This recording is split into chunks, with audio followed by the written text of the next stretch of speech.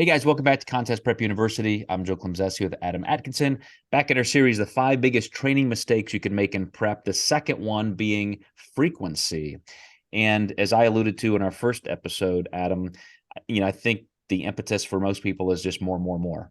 And so higher frequency. This is where I kind of agree, because for most people, if we are increasing frequency or decreasing overall volume slightly. Let me retract that. We're going to have to respect strength loss, which we'll talk about coming up.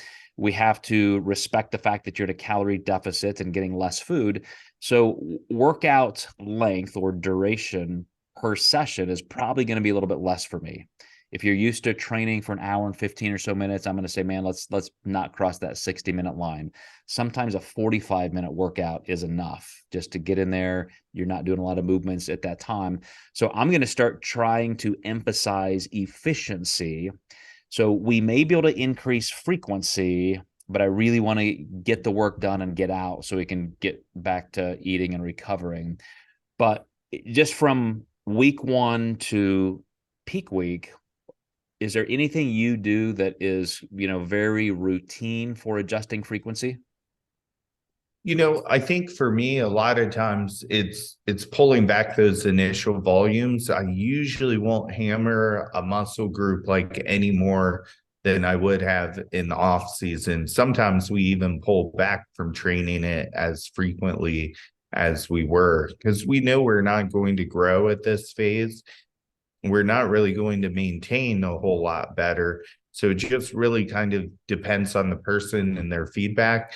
But the frequency, I would say for me, oftentimes, as long as we've transitioned into more a prep type training style, it'll usually stay pretty much the same from that point forward. So, again, if recovery needs aren't getting met, we'll usually end up basically, kind of moving some things around. We may train glutes a little less if we were hammering them a lot, just to make sure that they are getting recovered from those off-season loads that we were doing. But yeah, the biggest thing I struggle with this, to your point, is time. How long is somebody in the gym? When you look at the mecca of all the gyms that we program for athletes out of, and how far away equipment may be at Lifetime versus an EOS versus like an Urban Active Fitness, sometimes the supersets I give a client just isn't possible for them to do. So we're doing a lot of adjusting to get them out quicker if that's the goal. It's funny. I've even had to, in my programming, have the same kind of design I would want, and then have a no superset version for that reason, just because of commercial gyms. But I mean, you said something that's really, really intriguing, in that once you've hit a certain amount of frequency in prep, you're probably not going to go back. And I think that's also very difficult because clients don't want to. I have a client right now competing in a month, and she wanted 6 days a week of training, and there's just no way I'm going to be able to say, hey, let's back up to 4 or 5. Like, she's just not going to have it.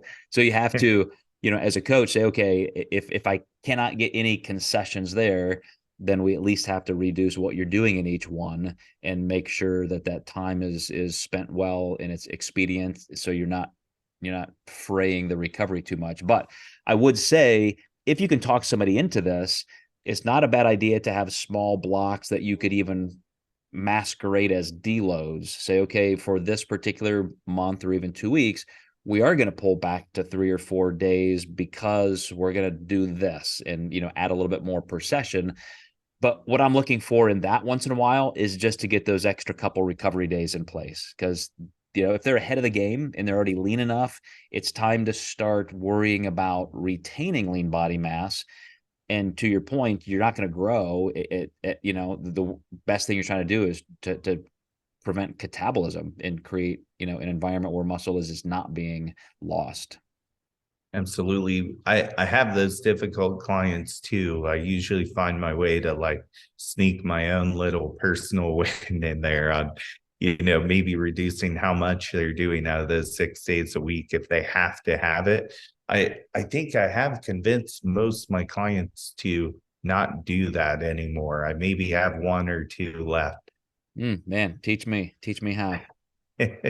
All right, guys, next time, episode 3, we're going to talk about methodology and the things that you should or should not change. We'll see you next time in the series, the 5 greatest mistakes you make regarding training while in prep.